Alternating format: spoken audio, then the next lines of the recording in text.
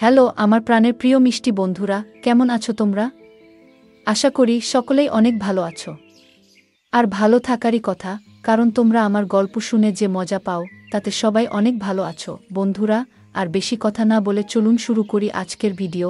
তুমি তো আজ অনেক ক্লান্ত, চলো আমি তোমার মাথায় তেল মালিশ করে দিই, বললেন চাচি। তার নরম হাত যখন আমার চুলে আলতো করে ঘুরছিল, আমার মনে এক অন্যরকম অনুভূতি হচ্ছিল। কিছুক্ষণ পর তার হাত আমার পিঠের দিকে নামল। পায়েল চাচি সবসময় নিজের কাজে ব্যস্ত থাকতেন, তাই আমার জন্য এমন কিছু করার সুযোগ খুব একটা পেতেন না। কিন্তু সেদিন রাতে চাচি নিজের হাতে আমার মাথায় তেল মালিশ করছিলেন। মালিশ করতে করতে কখন যে ঘুমিয়ে পড়লাম তা টের পাইনি। সকালে ঘুম ভাঙতেই দেখি আমার শার্ট নেই আর চাচি আমার পায়ের কাছে শুয়ে আছেন। ওনাকে এভাবে দেখে মনটা ভরে গেল। যখন আমার বাবা মা বিদেশে চলে গেলেন, তখন আমার জীবনে একটি নতুন অধ্যায় শুরু হলো। মা বাবা আমার যত্নের জন্য আমার চাচিকে আমাদের বাড়িতে থাকতে বললেন। পায়েল চাচি বয়স প্রায় 40-এর কাছাকাছি হলেও তার ব্যক্তিত্ব ও রুচিশীলতা ছিল মনোমুগ্ধকর। তার চালচলন, হাসি এবং কথার ধরন সবকিছুই একেবারে আকর্ষণীয় ছিল। আমি তার দিকে মুগ্ধ হয়ে তাকিয়ে থাকতাম। সত্যি বলতে চাচি ছিলেন সত্যিই আকর্ষণীয়। তার মুখে সবসময় এক ধরনের অদ্ভুত হাসি লেগে থাকত। আর চাচি যে আমার যত্ন নিতেন তা এক কথায় ছিল ভীষণ আলাদা। আমার প্রতি তার এমন একটি ভাবনা ছিল যেন আমি এখনও সেই ছোট্ট শিশু, যে প্রতিটি প্রয়োজনের জন্য অন্যের উপর নির্ভরশীল। তিনি আমার খাবার দাবার থেকে শুরু করে পোশাক পরিচ্ছদ সবকিছুতেই নজর রাখতেন, যেন আমার প্রতিটি ছোট বড় দায়িত্ব তারই উপর। অনেক সময় তার এই অতিরিক্ত যত্ন আমার মনে প্রশ্ন জাগাত, কিন্তু সত্যি বলতে এর মধ্যে এক ধরনের স্বস্তি খুঁজে পেতাম। সকালে তিনি যখন আমাকে গোসল করার কথা বলতেন, তার কণ্ঠে এক আলাদা ভাব থাকত। বারবার তিনি নিজেই আমাকে গোসল করাতে চাইতেন, যেন বুঝতেই চাইতেন না যে আমি এখন বড় হয়ে গেছি। বন্ধুরা, আজকের গল্পটা অনেক বেশি স্পেশাল, তাই কেউ মিস করো না। আর গল্পগুলো ভালো লাগলে ভিডিওটি লাইক, শেয়ার এবং চ্যানেলটি সাবস্ক্রাইব করো প্লিজ। একদিন চাচি আমাকে বললেন, তুমি ছোটবেলায় কতবার আমার কাঁধে উঠে খেলতে গো। আমি একটু লজ্জা করে চাচিকে বললাম, চাচি আমাকে এভাবে লজ্জা দিও না আগে। কিন্তু তিনি থামলেন না এবং গোসলের সময় আমার দিকে তাকিয়ে রইলেন। বন্ধুরা, আমার নাম সৌরভ, আর এখন আমার বয়স 20 বছর। ছোটবেলা থেকে শুনে আসছি যে মায়ের পরেই চাচি, ঠিক মায়ের মতো। এই কথাগুলো বরাবরই আমার মনে একটা প্রশ্নের জন্ম দিত, সত্যিই কি চাচি এতটা গুরুত্বপূর্ণ? তবে কখনো ভাবিনি যে চাচি আর আমার মধ্যে এমন কিছু ঘটবে যা আমি কল্পনাও করিনি। যিনি ছোটবেলায় আমার এত যত্ন নিয়েছেন, তার দৃষ্টিভঙ্গি কখন যে এতটা বদলে যাবে বুঝতেই পারিনি। একবার আমার বাবা মা 2 মাসের জন্য বিদেশে গিয়েছিলেন। মা বাড়ির দেখাশোনার জন্য একজন সহকারী পাঠিয়েছিলেন। পরদিন সকালে যখন ঘুম থেকে উঠলাম, হঠাৎ দরজার ঘণ্টা বাজল। যেহেতু মা বাবা বিদেশে ছিলেন, তাই ভাবলাম হয়তো কেউ এসেছেন। দরজা খুলতেই সামনে দাঁড়িয়ে ছিলেন এক লম্বা, সুন্দরী এবং আত্মবিশ্বাসী মহিলা। তার চোখে ছিল এক ধরনের ঝলক, আর মুখে ছিল মৃদু হাসি। তিনি হাসতে হাসতে বললেন, এই বাড়িতে একজন কাজের মহিলার দরকার ছিল, তাই না? আমি তাকে মনোযোগ দিয়ে দেখলাম এবং বললাম, হ্যাঁ, সম্ভবত আমার মা আপনাকে ডেকেছেন গো। তারপর তাকে বাড়ির ভেতরে নিয়ে এলাম। যখন তিনি ঘরে ঢুকলেন, আমি তাকে রান্নাঘর দেখালাম। তবে তিনি এমনই অভিজ্ঞ ছিলেন যে রান্নাঘরে কি কোথায় আছে তা সঙ্গে সঙ্গে বুঝে গেলেন, যেন আগে থেকেই এখানকার সবকিছু তার জানা। আমি ভাবলাম এটা খুবই ভালো হলো, মা নিশ্চিন্তে থাকতে পারবেন। তখনই মাকে ফোন করে জানালাম যে কাজে মহিলা এসে গেছেন। মা এটা শুনে অনেকটাই নিশ্চিন্ত হলেন। আমিও বুঝলাম এখন আর একা থাকার অনুভূতিটা থাকবে না। সারাদিনের কাজের পর সন্ধ্যায় কাজের মহিলাকে ছুটি দেওয়ার সময় এল। হঠাৎ করেই তিনি আমাকে বললেন, সৌরভ, সকাল থেকে তোমার সাথে আছি, কিন্তু তুমি এখনও আমাকে চিনতে পারোনি গো। তার কথা শুনে আমি অবাক হয়ে গেলাম। বললাম, আমি জানি আপনি বাড়ির কাজের সহায়তা করতে এসেছেন, তবে আর কি পরিচয় আছে আপনার? তিনি হাসতে হাসতে বললেন, আমি এ বাড়িতে কাজের মহিলা হিসেবে এসেছি বটে, কিন্তু আগে আমাকে তুমি পায়েল চাচি বলে ডাকতে। আমার নাম পায়েল। তোমার ছোটবেলা থেকেই আমি তোমার দেখাশোনা করেছি গো। আমি বিস্মিত হয়ে বললাম, আমার জানা ছিল না যে পায়েল চাচি আমার জন্য এসেছেন গো। পায়েল চাচি এই কথা বলতেই তিনি আমার হাত নিজের হাতে নিলেন, আর তার স্পর্শে মায়ের মতোই এক ধরনের স্নেহ অনুভব করলাম। আমার মনে অদ্ভুত এক আনন্দের ঢেউ বয়ে গেল। আমি তাকে বললাম, এত বছর পর আপনাকে দেখে সত্যিই আমি খুব খুশি হয়েছি। ও সন্ধ্যা প্রায় 6টা বাজে, তাই তাকে বললাম, আজকের কাজ শেষ, এখন আপনি বিশ্রাম নিতে পারেন, কাল সময় মতো চলে আসবেন। তখন তিনি বললেন, সৌরভ, আমার নিজের থাকার জন্য কোনো বাড়ি নেই। তুমি যদি আমার বেতনের কিছুটা কমাও তাও সমস্যা নেই। তবে যদি তোমাদের বাড়িতে একটি ঘরে থাকতে পারি তাহলে ভালো হয় কি? আমি সঙ্গে সঙ্গে মাকে ফোন করে সব জানালাম। মা বললেন, আমাদের বাড়িতে তো একটি ঘর খালি আছে, ওটা তাকে দিয়ে দাও। ও থাকলে তোমার কোনো প্রয়োজন মুহূর্তেই পূরণ করবে, তোমার ছোটখাট কাজে সাহায্য করবে।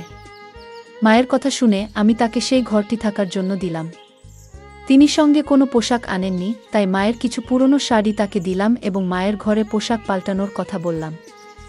আমি বাইরে চলে এলাম। প্রায় 10 মিনিট পরে আমি মায়ের ঘরে গেলাম, কারণ আমার ফোনের চার্জার দরকার ছিল। তবে ভুলে গিয়েছিলাম যে চাচি তখন ঘরেই ছিলেন। আমি দেখলাম চাচি পোশাক পরিবর্তন করছেন। লজ্জায় তাড়াতাড়ি চোখ বন্ধ করে ফেললাম, কিন্তু চাচি যেন এতে কোনো সংকোচ অনুভব করলেন না। বরং বললেন, সৌরভ, এসো এখানে বসো আর বলতো, তোমার মায়ের এই শাড়ি আমার উপর কেমন লাগছে গো? তার পোশাক পরিবর্তনের মধ্যেও তিনি আমাকে সামনে বসতে ডাকছিলেন, কিন্তু আমার মনে হলো এটা ঠিক নয়। চাচি দেখতে অত্যন্ত সুন্দর ছিলেন। বয়স প্রায় 40 হলেও তার শরীর ও চেহারা বয়সের চেয়ে অনেক কম মনে হতো। কিছুক্ষণ পরে তিনি মায়ের শাড়ি পরে ঘর থেকে বেরিয়ে এলেন। আর পুরনো শাড়িতেও তাকে চমৎকার দেখাচ্ছিল। এইভাবে কদিন কেটে গেল। পায়েল চাচি প্রায় 10 দিন ধরে আমাদের বাড়ির কাজ দেখাশোনা করছিলেন। একদিন তিনি আমার ছোটবেলার অনেক স্মৃতি শোনালেন। সেসব শুনে আমি যেন নিজের শৈশবে ফিরে গেলাম। সেই ছোট্ট ছেলেটা যে সবসময় মোবাইলে ব্যস্ত থাকত, এবার নিজেই সে শৈশবের কথা ভাবতে লাগল। চাচি মাঝে মাঝে আমাকে বেশ বিভ্রান্ত করতেন। কয়েকদিন পর হঠাৎই একদিন বললেন, সৌরভ, আজ তোমাকে আমি নিজ হাতে গোসল করিয়ে দেব গো। আমি বারবার না করলেও তিনি হাসি মুখে গোসল করানোর জন্য জেদ করছিলেন। তার কথায় রাজি হয়ে শাওয়ার নিয়ে বের হলাম। দেখলাম চাচি আমার ঘরে বসে আছেন। তিনি বললেন, তুমি আমার হাতে গোসল করনি, কিন্তু এখন আমি তোমার ভেজা চুল মুছে দিতে চাই গো। আমি মাথা নিচু করে তোয়ালে দিলাম এবং তার সামনে বসলাম। চাচি স্নেহভরা হাতে আমার চুল মুছে দিতে লাগলেন। আমি চাচিকে পরিবারের সদস্যের মতোই মনে করতাম, তাই স্বাভাবিকভাবেই তার সাথে মিশতাম। বলেছিলাম, এই ঘরটাকে নিজের ঘর মনে করবেন। আমার কথা তিনি মনোযোগ দিয়ে শুনলেন এবং আমাদের বাড়িতে এমনভাবে থাকতে শুরু করলেন যেন এটি তার নিজেরই ঘর। এক সন্ধ্যায় আমি বন্ধুদের সঙ্গে এক জন্মদিনের পার্টিতে যাচ্ছিলাম। তখন চাচি আমাকে জিজ্ঞেস করলেন, কোথায় যাচ্ছ? আমি বললাম, একটা পার্টিতে যাচ্ছি গো। তখন তিনি বললেন, তুমি আমাকে পরিবারের অংশ বলো, কিন্তু একাই চলে যাচ্ছ। কখনো আমাকে কোথাও নিয়ে যাওনি গো। আমি বললাম, ঠিক আছে, আমি আপনাকে নিয়ে যেতে রাজি আছি, তবে আধুনিক পরিবেশে মানিয়ে নিতে পারবেন তো? তিনি সম্মতি দিলেন। আমি বললাম, মায়ের ঘর থেকে ভালো একটা শাড়ি পরে প্রস্তুত হয়ে আসুন গো।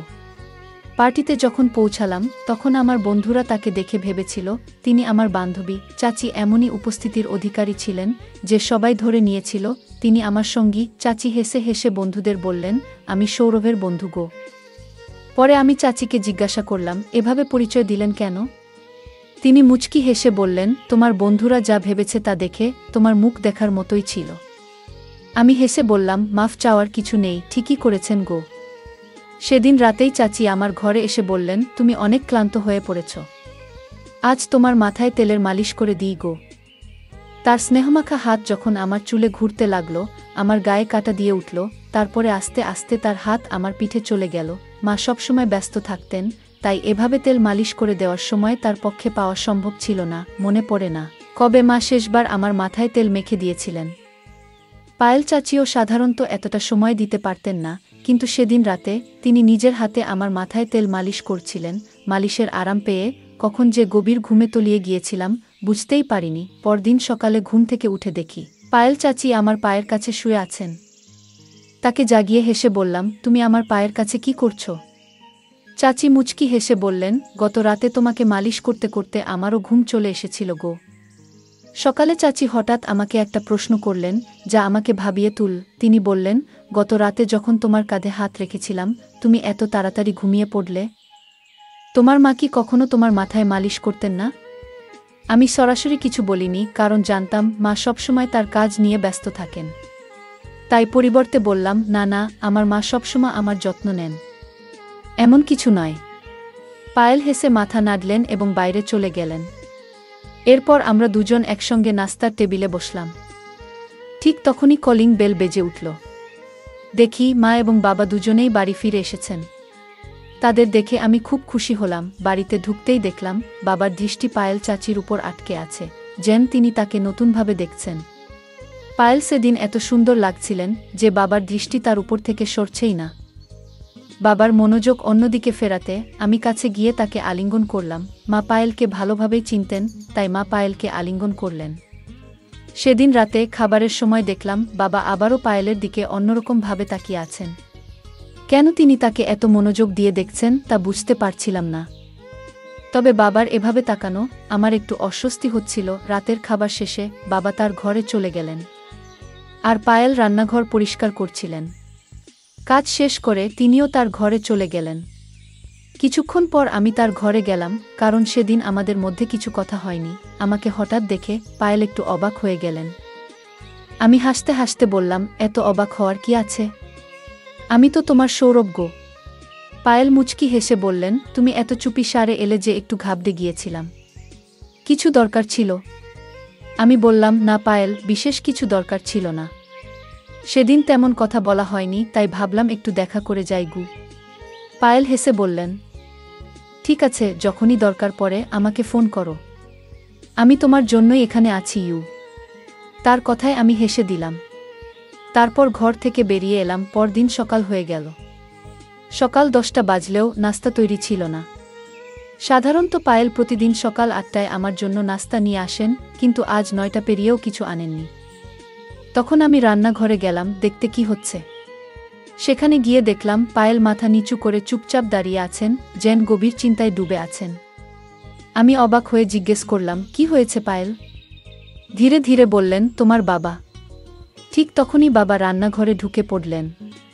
পায়েল তার মুখ আমার দিক থেকে সরিয়ে নিলেন। গতকাল থেকেই বাবা পায়েলের দিকে অন্যরকমভাবে তাকাচ্ছিলেন, যা আমার নজর এড়ায়নি। পায়েল কেবল আমার আত্মীয় নন, তিনি আমার খুব কাছের একজন বন্ধু হয়ে উঠেছেন এবং আমি তার সাথে এমন আচরণ সহ্য করতে পারছি না। আমার মনে প্রশ্ন জাগছিল, একদিনের মধ্যে এমন কি ঘটেছে যে পায়েল এতটা অস্বস্তিতে পড়ে গেছেন? রাতে শুতে গেলাম, কিন্তু মনটা অস্থির ছিল। কিছুক্ষণ পর ভাবলাম পায়েলও ঘরে গিয়ে দেখে আসা উচিত। তার ঘরের দরজার কাছে পৌঁছেই দেখি বাবা ইতিমধ্যেই সেখানে আছেন এবং পায়েলের হাতে কিছু টাকা দিচ্ছেন। কেন হঠাৎ করে এত টাকা দিচ্ছেন সেটা বুঝতে পারলাম না। সামনের দৃশ্য দেখে আমার মনের মাঝে অস্বস্তি বাড়তে লাগল। পায়েল বাবাকে বলছিলেন, যতক্ষণ না আমি সৌরভের সাথে কথা বলবো আমি এই বাড়ি ছাড়ব না আগে। আমার মনে হলো হয়তো সে আমাকে ভালোবেসে ফেলেছে। দেরি না করে আমি সরাসরি তার ঘরে ঢুকে পড়লাম। বাবাকে জিজ্ঞাসা করলাম, আপনি এখানে পায়েলের সাথে কি করছেন? আমার প্রশ্ন শুনে মাও ঘরে এসে ঢুকলেন। আমাকে দেখে মা বাবার মুখের ভাব কেমন যেন বদলে গেল। মা বাবা আমাকে বলতে লাগলেন, তুমি নিজের ঘরে ফিরে যাও। আমি প্রতিবাদ করে বললাম, আমি আর শিশু নই। আমি জানতে চাই এখানে আসলে কি ঘটছে এবং আপনি পায়েলের সাথে কি করছেন গো। ঠিক তখনই পায়েল আমার কাছে এসে আমাকে জড়িয়ে ধরে কাঁদতে লাগলেন। তিনি বললেন, সৌরভ, এই বাড়িতে তুমি একমাত্র ব্যক্তি যে আমাকে বোঝো। এখানে আসার পর থেকে তোমাকে অনেক কিছু বলতে চেয়েছি, কিন্তু কিছু কারণে চুপ ছিলাম। পায়েলের কথায় আমি অবাক হলাম এবং তাকে সান্ত্বনা দিয়ে বললাম, যদি কোনো নিরীহ মানুষের সাথে অন্যায় হয়ে থাকে আমি তা সহ্য করব না আগে। তখন মা পায়েলকে বললেন, তুমি চুপ থাকাই ভালো আর এখান থেকে চলে যাও। কিন্তু পায়েল উত্তেজিত হয়ে মায়ের দিকে তাকিয়ে বললেন, আজ আর চুপ থাকব না। আমি সৌরভকে সব সত্য বলবো। পায়েল আমার দিকে ফিরে বললেন, সৌরভ, তুমি তোমার এই মা বাবার সন্তান নও। তোমার আসল মা তানিয়া, তিনি আমার বড় বোন। কয়েক বছর আগে তিনি এই বাড়িতে কাজ করতেন এবং দুজন যমজ সন্তানের জন্ম দিয়েছিলেন। তোমার বাবা তাদের একজনকে তোমার দত্তক হিসেবে নিয়েছেন, আর আমি এখন তোমার ভাইয়ের যত্ন করি। তোমাকে ভালোভাবে দেখাশোনা করার জন্য আমি এখানে আছি। এই কথা শুনে আমার মনে নতুন প্রশ্ন তৈরি হলো। আমি পায়েলকে দূরে সরিয়ে দিয়ে বললাম, আমি আপনার কথায় বিশ্বাস করি। আপনি আমার মায়ের মতোই। তবে আমি নিজের জীবন নষ্ট করতে চাই না। আপনি যা বলছেন যে তারা আমার আসল বাবা মা নন, আমি তা মেনে নিতে পারছি না। তাদের প্রতি আপনার অভিযোগ শুনে ভালো লাগছে না, কারণ তারা আমাকে নিজের সন্তানের মতোই ভালোবাসা এবং যত্নে বড় করেছেন। সব জানলেও আমার এতে কোনো আপত্তি নেই, কারণ তারা আমাকে এমন এক জীবন দিয়েছেন যা আমি কখনো কল্পনাও করিনি।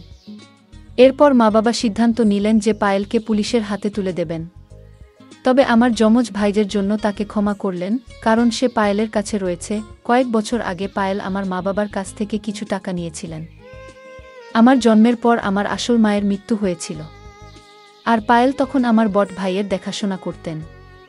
কিন্তু দুর্ভাগ্যবশত তিনি ভাইকে সঠিকভাবে বট করেননি। ভাই খারাপ পথে চলে গিয়েছিল এবং তার জীবন বিপদে পড়েছিল। সে চুরি করত, নানা ধরনের মজা করত, আর এখন আবার আমার মা বাবার কাছ থেকে টাকা আদায়ের চেষ্টা করছিল। কিছু গয়না সে চুরি করেছে, কিন্তু তাতেও সে সন্তুষ্ট ছিল না। পায়েল আমার মা বাবার কাছে 20 লাখ টাকার দাবি করেছিল, কিন্তু এবার মা বাবা তাকে স্পষ্টভাবে না করে দেন। তখন সে তাদের হুমকি দিতে শুরু করে। মা বাবা তাকে কিছু টাকা দিয়ে বাড়ি থেকে চলে যেতে বললেন। পায়েল আমাকে নিজের প্রতি বিশ্বাসী করাতে চেয়েছিলেন, আমাকে মায়ে ফাঁসাতে চেয়েছিলেন, কিন্তু তার আসল চেহারা প্রকাশ পাওয়ায় আমার মনের সমস্ত ভালোবাসা ফিকে হয়ে গেল। কয়েক বছর আগে মা বাবা আমাকে দত্তক নেওয়ার জন্য পায়েলকে কিছু টাকা দিয়েছিলেন, কিন্তু সে সেই টাকা সঠিকভাবে ব্যবহার করতে পারেনি। যদি সময়মতো সে সেই টাকার মূল্য দিত এবং তার যথাযথ যত্ন নিত, তাহলে হয়তো আজ আমার বড় ভাই সঠিক পথে থাকত। কিন্তু পায়েল তাকে সঠিক শিক্ষা বা দিশা কিছুই দিতে পারেনি। এ কারণে মা বাবা তাকে আমাদের জীবন থেকে দূরে সরিয়ে দেন এবং আমার বট ভাইকেও দত্তক নেন। নিজের সন্তানের মতো করে বট করেন। আমি আমার মা বাবার প্রতি অত্যন্ত কৃতজ্ঞ, যারা আমাকে ও আমার ভাইকে এত সুন্দর জীবন দিয়েছেন। যদি সময়মতো পায়েলের আসল চেহারা না জানতাম, তাহলে হয়তো তার মায়ের জালে পড়ে আমার জীবন নষ্ট হয়ে যেত। কিছু মানুষ অর্থের লোভে সম্পর্কের মর্যাদা ভুলে যায়। সম্পর্কের মান এবং সম্মান রক্ষা আমাদের জীবনের অন্যতম গুরুত্বপূর্ণ নীতি। প্রতিটি সম্পর্কের একটি নিজস্ব অর্থ ও উদ্দেশ্য থাকে। সম্মান, বিশ্বাস ও শালীনতা ছাড়া কোনো সম্পর্ক সত্যিকার অর্থে সুখ ও সন্তুষ্টির উৎস হতে পারে না।